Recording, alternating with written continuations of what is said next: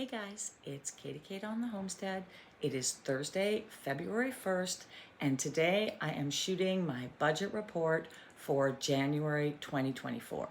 For the past 20 months since I moved here, I've really been spending money hand over fist, trying to get all the repairs done and get myself set up. As of the beginning of this year, I'm on a really fixed budget with the goal of coming out to net zero every month where I'm not dipping into my savings to live here. My new budget has definitely made me more cognizant of where I'm spending money, and so let's see how I did for the month of January. I've broken my budget down into my fixed expenses and my variable expenses, and this does not include my property tax, which will come out in a bigger payment in the spring. So my fixed expenses I've broken down into two categories. One is my child expenses because I have two children, and the other are my investments and my costs of living here. So totaling up my child expenses amounted to $417 this month. My property and car insurance was $256.90. My internet was $145.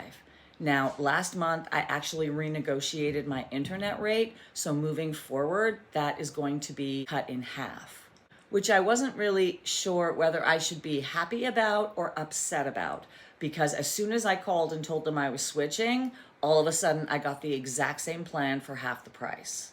My cell phone and my Spotify account cost me $60, and I put a modest $50 aside a month in a retirement investment. So my total fixed costs for January 2024 was $927.10. Now I'll look at my variable costs. So in that, I have my hydro for this month was $205.24. I put $80 gas in my truck, and I still have 3/4 of a tank. I really don't drive very much. I spent $35.18 on fuel for my equipment, so that's the log splitter and the generator at this time of year.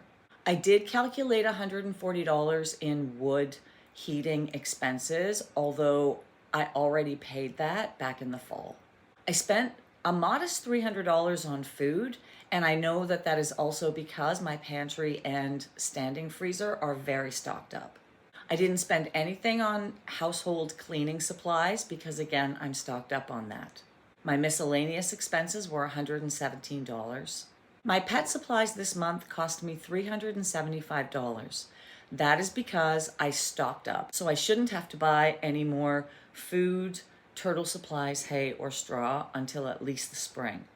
The last category is a bit contentious for me, and it is my alcohol budget. And I spent $315 on alcohol in January. And I'd like to elaborate on that category. First of all, I live in Canada, and we have a terrible sin or luxury tax on items like this. Compared to what people pay in the States, we pay an exorbitant amount of money for alcohol. I'm a grown-ass woman, and I can drink a case of beer a week. I also keep a case of beer on hand for my neighbor who helps me so much when he comes over, because we'll typically sit and have a few beer together. A case of 24 beer in Canada costs $45, so it's very expensive here.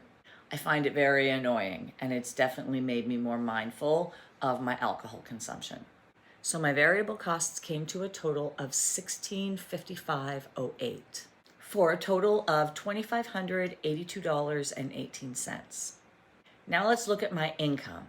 So my income encompasses my online personal training, the child support that I receive from my ex-husband, and any tax benefits that I receive from the government. I had a really good month of training in January. I actually took another client just for the next 8 weeks. And so my total income for this month was $2,052.21. So the total amount that I had to dip into my savings to cover January was $529.97. I actually don't think that's too bad, especially considering $375 of that was pet supplies that I'm not going to have to buy in the next couple of months. So that's my first month. Honestly, at this point, if it's costing me $500 a month to float all of this, I don't think that's too bad, especially considering my child expenses of $417, which someday I'm not going to have. So this makes me really optimistic that I am moving towards a net zero and a sustainable life. It'll be really interesting to see what those numbers look like at the very end of this year. Okay, well that's all for now. I've been really wanting to shoot this video for myself so I can take a look at the numbers, and I hope that you found it helpful.